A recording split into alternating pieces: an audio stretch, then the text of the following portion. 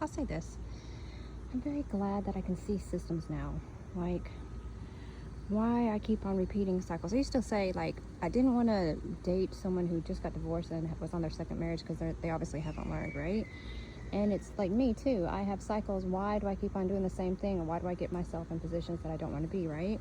So I'm trying to separate all that. I have 0 friends. And it's not that I miss people or want to have friends. I don't. I just have not found any women that were intriguing enough to carry on conversations in depth. Like if Danella Meadows was alive, I probably would so want to talk to her and be her friend, because I would love to soak up information and learn from her. Now, I can't form relationships with people who are very surface, and it's like hierarchies of needs, like Pavlov's, like you have to have your food, shelter, sex, emotional, all that stuff taken care of before you can go to the next level. And then the next level is self-actualization. Actualization is like, I know a lot about myself, and there's a lot of people that don't know anything about themselves. And so I limit the exposure I have to people who have at least the intelligence that I can actually carry on a good conversation that's meaningful, because I don't have time, or I don't have the energy or patience to deal with the small talk. So I end up gravitating towards extremely either smart or brilliant men that are high up, but they're also married, so they're emotionally unavailable. And then that gets me into just this recent thing is like the only person I seem to have anything in common as far as conversation would be someone who is like 10 levels above me.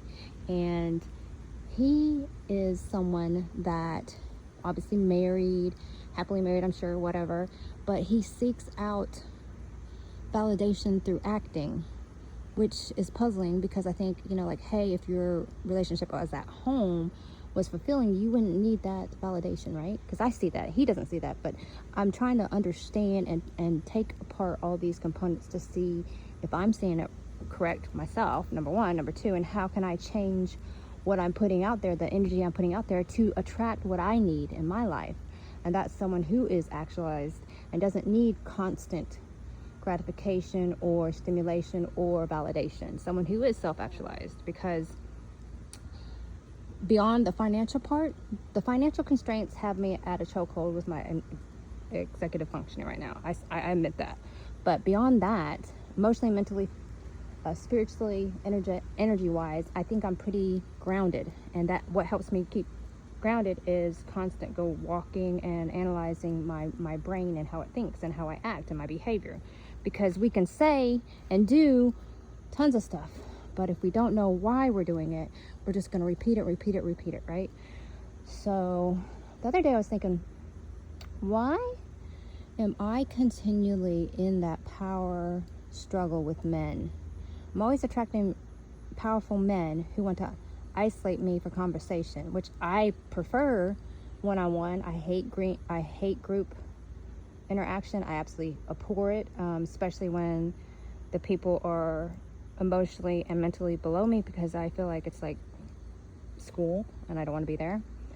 Number two is, why am I putting myself in positions like that? Is it because I am seeking some type of emotional and mental connection? Because I'm not asking for these meetings. He's asking for these meetings. That's the thing. But I'm saying yes. So, and I benefit from the conversations heavily, enormously. And I know I've learned to set boundaries, because I'll establish, like, hey, I think your wife is amazing. She's probably the reason why you're great, because most men are backed by amazing women, which I totally believe. If they had to do everything that a woman does and still maintain their work life, they couldn't. Every great man, politician, has a wonderful wife at home that's taking care of everything else. That is literally a home engineer.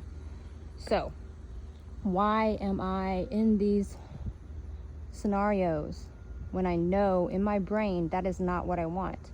I do not want to be mentally stimulated by someone who is not emotionally available. I know that. Okay, so how do I heal that need inside of me so that I don't put that energy out? That is really what I'm struggling with right now.